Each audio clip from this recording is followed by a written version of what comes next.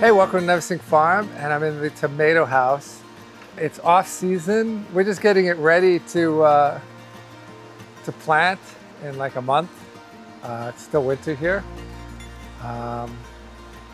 These are the clips, and we'll do the hook and wicket. But what I'm aiming here to talk about is automation. And you know, we've done a lot of different automation, and I'm a total believer in automation. I mean, why wouldn't you be?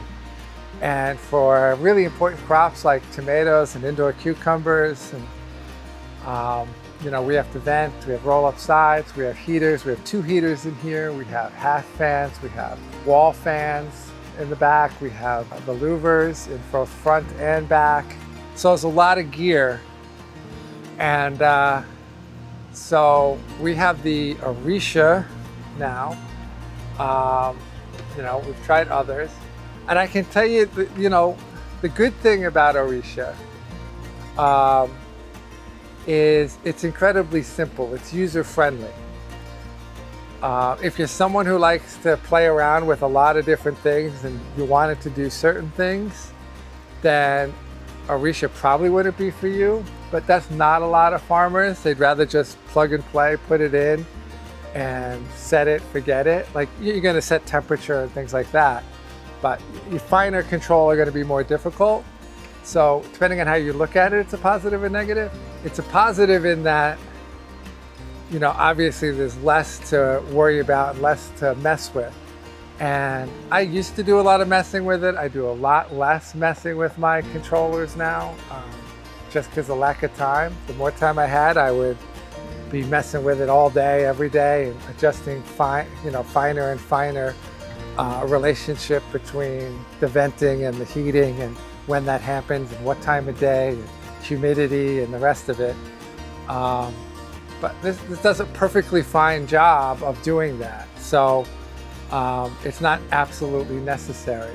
It works online rather than a screen. You know, they may get a screen at some point, so you got to have good Wi-Fi to do it right, and it took some getting used to because it's very different than the other system, like the iGrow I have, which I still have iGrow around. So it takes a little getting used to. There was, you know, and when you have problems, that's when you have to, you know, get to really know it. And I've had the system in for like 2 years, so I know it now, and I know when something's wrong, I know immediately what to do, and so it's less frustrating than it used to be. And that's why I took so long until I wanted to say something about it, because I wanted to know it really well. So I have roll-up sides attached to it, humidity sensors, temperature sensors, all of that connected to it. Both heaters are connected, and I actually do forget about it, you know, because there's not a lot to set, and kind of does it its own. I really don't think about it until there's a problem. So I certainly recommend these guys. They're up in Canada. I've met them, really nice guys, and you know, certainly put it in for your consideration, especially if you want a system that is really geared to small scale farms. A lot less complicated, and you know, easy to understand once you get through those first few learning experience with it.